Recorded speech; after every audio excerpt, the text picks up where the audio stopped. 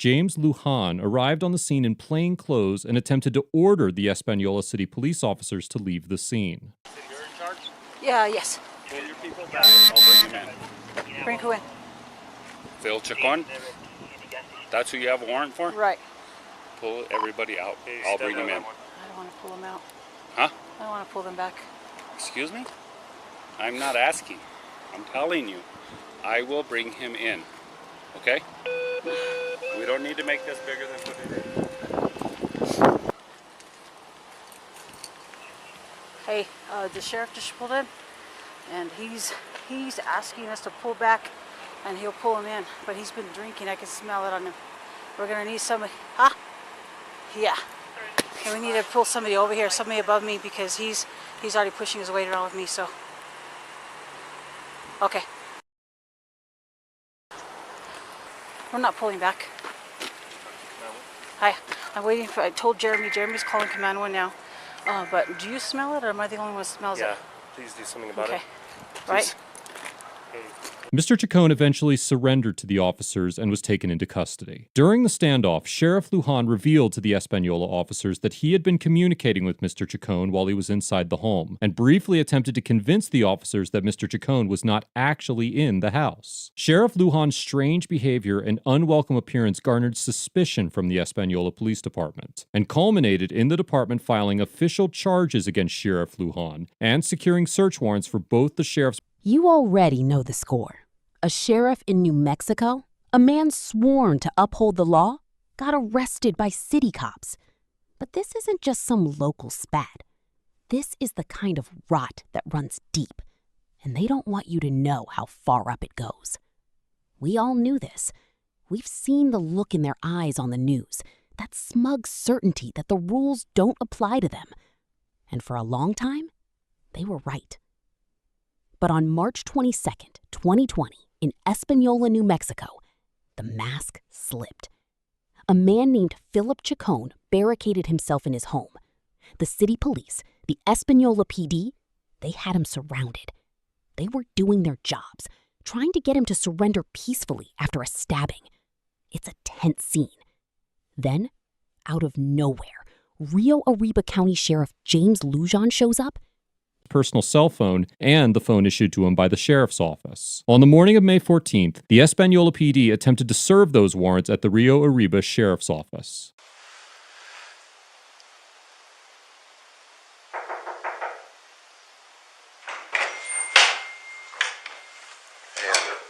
Hey, Undersheriff, how are you? Good, yeah? Good. Is James here, the sheriff? We just need to speak with him. Hold on.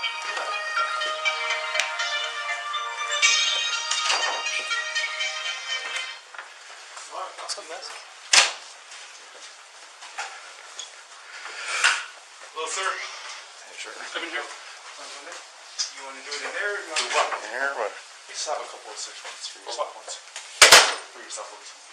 So, one on your personal cell phone, and then one on your, What was so important that a drunk sheriff had to rush to the scene and clear out the city cops? That's the question that started it all. The city cops, they smelled a rat. They started digging. They got search warrants, real ones, signed by a judge, for the sheriff's phones, both his personal phone and the one the county paid for. This wasn't a fishing expedition. This was a targeted strike based on the files and the facts of that night. They wanted to see what was on that phone. What could be so damning that a top cop would risk everything to keep it hidden? The phones were the key.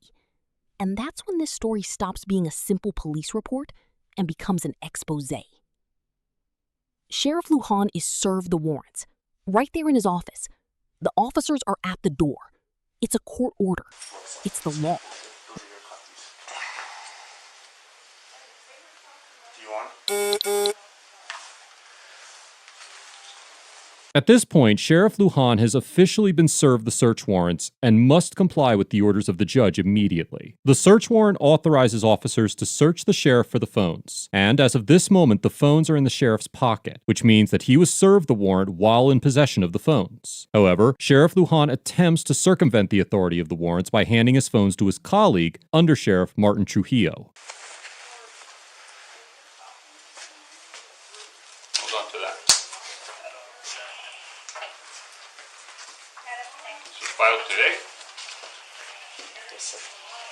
You have your phone?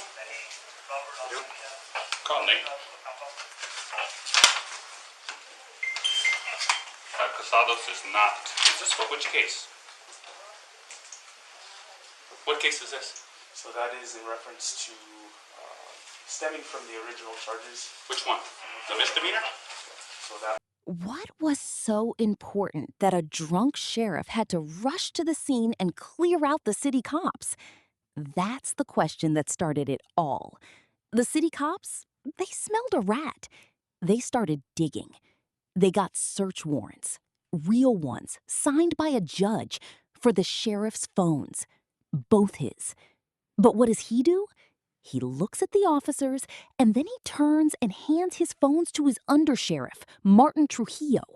He tries to pass the evidence off right in front of the people serving the warrant. Then he says he needs to call his lawyer. Now, everyone has rights, but the right to an attorney doesn't mean you get to ignore a judge's order. You don't get to delay and scheme while your buddy holds the evidence. The deputies, they closed ranks. They treated the sheriff like he was the victim. The city police chief, Roger Jimenez, and standoff. Keep this in mind, because it will play an important role later in this episode. What is it exactly are you looking for? So it stipulates in there. Let me send this to Nate. Wow. You have 3 units out there? For what? So, yeah. You have all your units here, so I have all my units here. that's what we were told. Who do you see here? The undersheriff, myself, the transport deputy, Leon doing reports. And so Okay. what are you Sounds good. saying I'm going to do something? Well, we don't know. You don't know. Really, Ernest? I don't, Really? fortunately. Sure. Wow. Okay, well then Right. you can stand outside of my office. I'm going in here. That's really bad, Ernest. So Undersheriff Trujillo walks away with the phones, and the Espanola officers inform the deputies that they need to be able to see the phones in case the sheriff attempts to delete anything. The sheriff and undersheriff eventually return to the front of the office, but continue to wander aimlessly in and out of the view of the officers. Shortly thereafter, Espanola Interim Police Chief Roger Jimenez arrives on the scene to speak with Sheriff Lujan.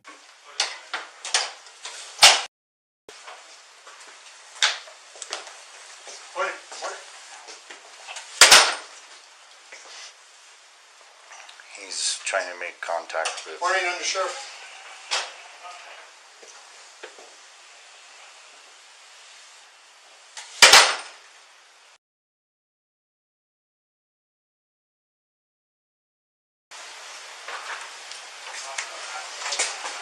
And you have to ask, what kind of man inspires that kind of blind loyalty? Is it a good man? Or is it a man who knows where the bodies are buried? We got a search warrant on a misdemeanor. So DA approved it out of, Socorro, Somewhere, yeah. Clovis, somewhere. Clovis, and then Pat Casado signed off on it.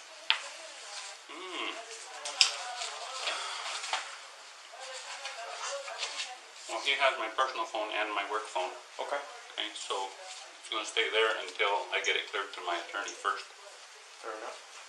The sheriff informs the officers that he will not surrender the phones until he has spoken with his attorney. While all Americans are entitled to due process under the 5th and 14th Amendments, disputing the legitimacy of a search warrant as it is being served does not fall within the scope of those protections. If a defendant wishes to challenge the validity of a search warrant, they must do so in a court of law, not on the streets. And the fact that the Espanola officers allowed the sheriff to call his attorney and wander around the office freely after serving the warrants is a testament to the privilege that officers often afford one another when performing their duties. In a country where departments are authorized to execute no-knock raids daily, seize millions of dollars of contraband, and intercept sensitive personal information all in the name of justice, it is highly irregular for officers to allow a suspect to comply with a warrant on their own terms. Busy right now. The standoff went on for hours. The phones were the prize. Sheriff Lujan kept making excuses. He said the warrant wasn't valid because it was signed by a magistrate and not a district judge. He shouted about it being retaliation. He tried to turn it into a personal beef with the police chief. It was a classic move from the elite playbook. Confuse, deflect, and play the victim. And you're saying who? Him. Oh. Alright. I talked to him. I got you on the phone. I have the copy of the search warrant. Somebody has it. I gave him copies. Where are they? What's that? The warrants? You asked for them or did you? No, he gave them to me. Okay. Search me. You have the search warrant for my person?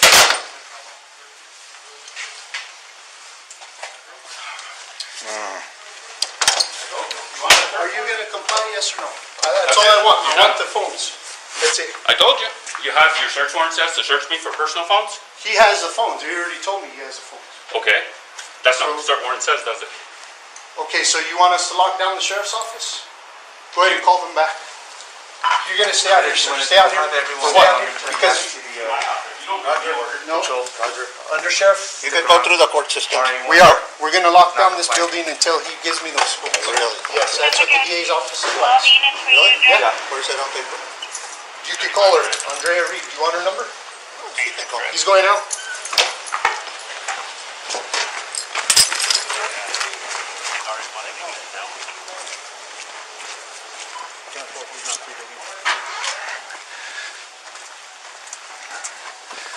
You're not going to stop me from leaving if I want to leave. Am I under arrest? But the paper was solid. The warrant was real. Finally, after all the stalling, he handed over 2 phones. But here's the kicker. You're gonna feel this one in your gut. They were the wrong phones. Don't touch. Back up. You can go in the office, but... Back up. Don't touch. Don't reach. Back up. Go inside. Because you're not certified, so... Back up. This slight physical altercation demonstrates that the deputies prioritize their loyalty to the sheriff above their sworn duty to uphold the law. The Espanola officers followed the proper protocol and served a legitimate search warrant to the sheriff. The Rio Arriba deputies are bound by the same oath to uphold the law as it is dictated by their respective justice system as every other member of law enforcement. Their failure to uphold the search warrant raises serious questions about their competence as a department and reveals a glaring gap between their ability to perform their duties according to the law and the ethical standards associated with law enforcement as a whole. So are you refusing? Is that what you're saying? Refusing what? You're refusing a lawful order? Still in the back. From the judge. What judge? Judge Casales. On what case is that on? On my case. You have the search warrant. On your case? Yeah, you have the search warrant. You have the Search warrant. The case is going... They gave the city cops 2 phones, but not the one he used that night to talk to the suspect inside the barricaded house. He kept that one. He hid it. The one piece of evidence that could show what he was really doing. And he made sure the police never got it. What was on that 3rd phone? That is the question that should keep you up at night. What messages, what contacts, what kind of dark secrets require a sitting sheriff to risk criminal charges, to lie, and to hide? This isn't about a cop making a mistake. This is about a leader so certain of his own power that he thought he could outsmart the entire justice system. This behavior, this raw contempt for the law, it's the same pattern we see in Hollywood, in the FBI, in all the institutions we've learned not to trust. It's a system built to protect its own, a ritualistic closing of the ranks, the good old boys club. But the stakes are life and death. The Espanola officers, they were the unlikely heroes here. They saw Is corruption. he going to comply or no? Just understand. I'm waiting for his attorney to give him the case. Okay. We're going to be trying to call him, but he's busy. So he has the warrants. They're signed. They're legal. It's a court order. I know. I know you guys are just doing your job, but I don't want you guys in the middle of this. All we need are the phones. That's it. Well, once he gets his advice from his attorney, we'll do that. I got him. I have him now. You have your phone? His phones? Yes. Okay. Can I see him at least so I could give you that professional courtesy? Okay. I think it can have you guys leave. I mean, we're making more of a show than anything. Nothing's going to happen. Well, I'm not the one making the show. I had only sent these guys in here. You know, I just, again, we want the phone. That's fine. You're probably going to get the phone, but wait till he gets. Well, as you know, Under Sheriff, it's not probably. There's a court order. You know, I don't want to. I really don't. I don't want to have to put anybody in cuffs. I don't. But if that's what I have to do, then I will do it.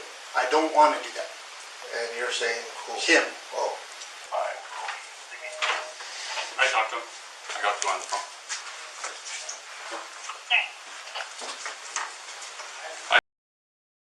And eventually, on May 21st, they arrested Sheriff James Lujan at his office.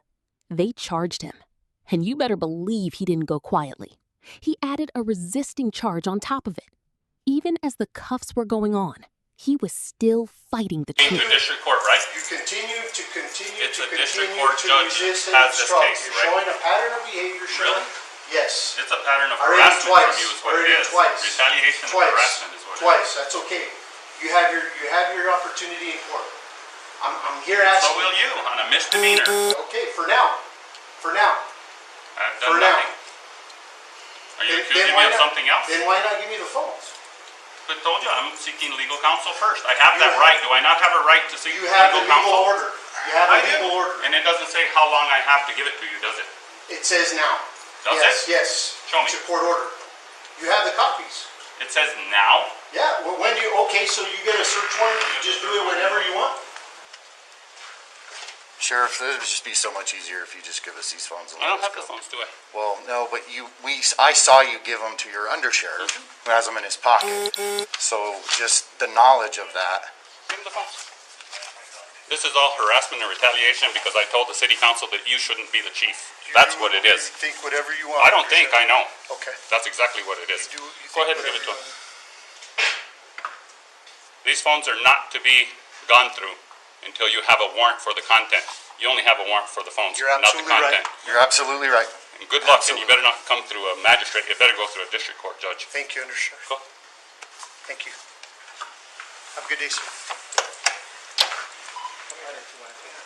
After acquiring the phones, the Espanola officers left the scene without further incident. The officers secured a search warrant for the contents of the phone a few days later and discovered that Sheriff Lujan did not surrender the correct phone to the officers. This moment, this little arrest in a small town in New Mexico, it's bigger than one man. It's a cultural moment. It's the moment where regular cops said, no more. It's a crack in the blue wall of silence. It's the same energy you feel when a massive celebrity gets blackballed for speaking the truth, or when a whistleblower leaks files that the powerful never wanted you to see. This is what justice looks like when it finally gets its hands around the throat of the machine. It's proof that our suspicions are not paranoia. They are pattern recognition. You knew it. I knew it. We all knew this. The rot is real. The elite will do anything to protect their own, and they will call you crazy for noticing. The story of Sheriff Lujan is the legend of a fallen man who thought he was untouchable. But the legend doesn't have a happy ending. There is no resolution here. It's just a crack in the door, a sliver of light. So here we are. The phones were given up, but The search warrant specifically named the phone that the sheriff had used to communicate with Mr. Chacon, but neither of the phones that the sheriff gave to the officers were the one he had used on March 22nd. Upon realizing that the sheriff failed to comply with the stipulations of the search warrants, an arrest warrant was issued, and on May 21st, the Espanola Police Department arrested Sheriff Lujan at his office. During the arrest, the sheriff managed to get a resisting charge stacked on top of the other charges he was already facing. Overall, Sheriff Lujan and the Rio Arriba Sheriff's Office get an F for failing to comply with the language of the search warrants, escalating a lawful interaction into a passive-aggressive standoff, and actively working to shield the sheriff from the authority of a court order. The blind loyalty of the deputies sheds light on the gang-like operations of certain police departments across the country, and officers who operate under the best interest of their department at the expense of properly enforcing the law are a danger to their communities. If the sheriff's actions are any indication of his guilt, then there is no doubt that he will be prosecuted for his crimes. It will be interesting to see what, if any, information is gathered from the cell phone that the sheriff went through so much trouble to hide, and there is a good possibility that the sheriff could face more charges in the future. Throughout the interaction, the sheriff mentions that the search warrants were issued in retaliation for comments that he had made about the interim police chief, but I was unable to substantiate those claims, and the sheriff's office could not be reached for comments. The Espanola Police Department gets a C- for offering the sheriff privileges that they do not grant to average citizens by allowing the sheriff and deputies to wander aimlessly through the building while executing a search warrant, and not arresting the sheriff after he made several attempts to evade complying with the court order. By extending a professional courtesy to Sheriff Lujan, the Espanola officers afforded him ample time to deceive the officers and attempt to make a getaway in the middle of the interaction. Any civilian who attempted to evade a search warrant by leaving the scene or passing off evidence to a colleague would have been arrested on the spot. And this encounter draws many parallels to an interaction I have covered in the past involving the arrest of attorney Victor Revel for defying the authority of a search warrant in central Alabama. I will post